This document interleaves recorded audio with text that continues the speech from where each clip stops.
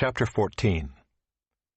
At that time Herod the Tetrarch heard about the fame of Jesus, and he said to his servants, "This is John the Baptist.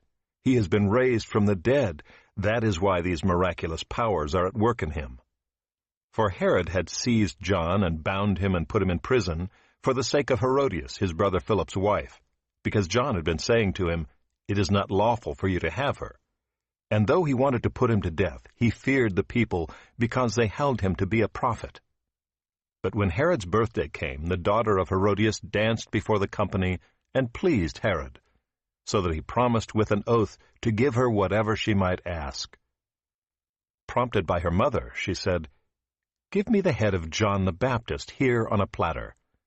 And the king was sorry, but because of his oaths and his guests, he commanded it to be given.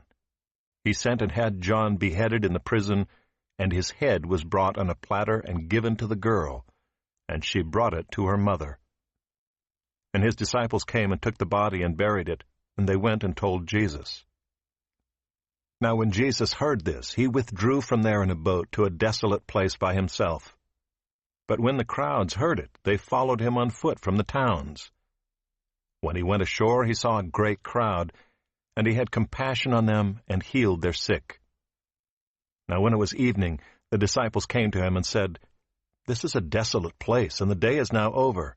Send the crowds away to go into the villages and buy food for themselves."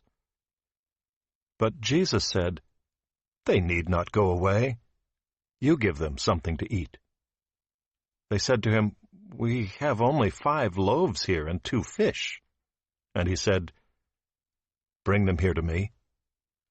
Then he ordered the crowds to sit down on the grass, and taking the 5 loaves and the 2 fish, he looked up to heaven and said a blessing.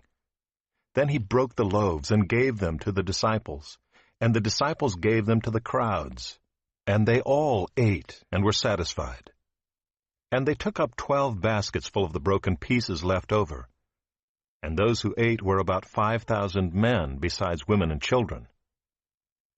Immediately he made the disciples get into the boat and go before him to the other side, while he dismissed the crowds.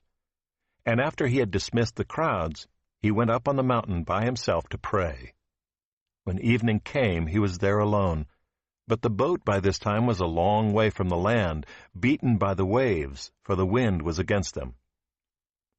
And in the 4th watch of the night he came to them, walking on the sea. But when the disciples saw him walking on the sea, they were terrified and said, "It is a ghost!" And they cried out in fear. But immediately Jesus spoke to them, saying, "Take heart, it is I. Do not be afraid." And Peter answered him, "Lord, if it is you, command me to come to you on the water." He said, "Come." So Peter got out of the boat and walked on the water and came to Jesus. But when he saw the wind, he was afraid, and beginning to sink, he cried out, "Lord, save me." Jesus immediately reached out his hand and took hold of him, saying to him, "Oh, you of little faith, why did you doubt?" And when they got into the boat, the wind ceased, and those in the boat worshipped him, saying, "Truly you are the Son of God." And when they had crossed over, they came to land at Gennesaret. And when the men of that place recognized him, they sent around to all that region, and brought to him all who were sick, and implored him that they might only touch the fringe of his garment. And as many as touched it were made well.